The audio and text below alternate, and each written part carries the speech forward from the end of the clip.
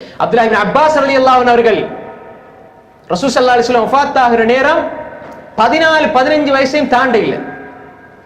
ஆனால் அவர்கிட்ட இருந்த அறிவு எப்படி இல்ம தேடினாங்க. ஒவ்வொரு நாளும் ரசூலுல்லாஹி ஸல்லல்லாஹு அலைஹி வஸல்லம் என்ன சொல்வார்கள், என்ன செய்ய போகிறார்கள் என்பதை கூர்ந்து அவதானித்துக் கொண்டிருந்தார்கள்.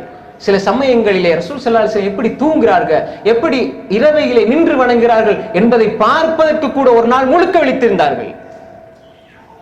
அன்புக்குரிய சகோதரர்களே, அதனாலதான் ரசூல் ஸல்லல்லாஹு அலைஹி வஸல்லம் அவர்கள் அல்லாஹும்ம ஃபக்ஹு ஃபித்தீன் வ அல்லிம்ஹு தஅவீல், அல்லாஹும்ம அல்லிம்ஹுல் கிதாப்.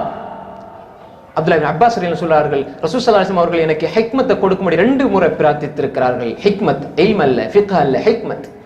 யா அல்லாஹ், அல்லாஹும்ம ஃபக்ஹு ஃபித்தீன். இப்னு அப்பாஸ்க்கு யா அல்லாஹ் தீன்ல விளக்கத்தை கொடு யா அல்லாஹ். ஏன்? அவங்களோட அந்த ஆசை, ஆர்வம். ஒரு நாள் இப்னு அப்பாஸ் ரலியல்லாஹு அன்ஹு அவர்கள் இமாமுனா ஹாக்கிம் அபு அப்துல்லா அன்-நைசாபூரி ரஹிமஹுல்லாஹ் அவர்கள் தனது முஸ்தத்ரக்ல ஸஹீஹிலே பதிவு செய்கிறார்கள். ஒரு நாள் அப்துல்லாஹ் இப்னு அப்பாஸ் ரலியல்லாஹு அன்ஹு அவர்கள் ஒரு மனிதரை தேடி போறார். தேடி போனால் அந்த மனிதர் ஹதீஸ் அறிஞ்சு வச்சிருக்கக்கூடிய ஒரு மனிதர், ஒரு ஹதீஸ் அவரிடம் இருக்கிறது. போனால் அவருடைய வீடு மூடி இருக்கிறது. இல்ம தேடி போறார். மூடி இருக்கும் பொழுது அந்த வாசல்ல அப்படியே சின்ன வயசு, அவர் சொல்ல எனக்கு இருந்த அந்த சின்ன வயசு, நான் அப்படி வாசல்ல காத்திருந்தேன். தட்டி எழுப்புனா அவர் அரை தூக்கத்துல வெளியே வருவார். நான் அந்த கேட்டை விட்டு வெளியே எங்கேயாவது போனா அதுக்கடையில் அவர் எங்கேயாவது வெளிக்கிழமை போனா அந்த ஹதீஸ் மிஸ் ஆயிரும். யார்? இப்னு அம்மி ரசூலில்லாஹி ஸல்லல்லாஹு அலைஹி வஸல்லம், அல்லாஹ்வுடைய தூதருடைய தந்தையுடைய சகோதரருடைய மகன் ஸல்லல்லாஹு அலைஹி வஸல்லம் அவர்களுடைய பெரியப்பா சாச்சாவுடைய மகன். அன்புக்குரிய சகோதரர்களே, இப்னு அப்பாஸ் ரலியல்லாஹு அன்ஹு அவர்கள் அந்த வாசல்ல இருக்கிறார்கள். அப்படியே தூக்கம் போகுது, காத்து அடிக்குது, மேலெல்லாம் புழுதி. இப்ப அந்த மனிதர் திறந்து பார்த்தாரு. இப்னு அப்பாஸ், அப்துல்லாஹ் இப்னு அப்பாஸ் ரலியல்லாஹு அன்ஹு, மேலெல்லாம் அந்த அஹ்லுல் பைத் ரசூலுல்லாஹி ஸல்லல்லாஹு அலைஹி வஸல்லம் குடும்பத்தினர், மேலெல்லாம் அவருக்கு ஒரு மாதிரி ஆகிறது. சொன்னார், அல்லாஹ்வுடைய தூதருடைய தந்தையின் சகோதரின் மகனே இப்னு அம்மி ரசூலில்லாஹ், நீங்க சொன்னா நான் உங்ககிட்ட வந்து படிச்சு தருவேனே.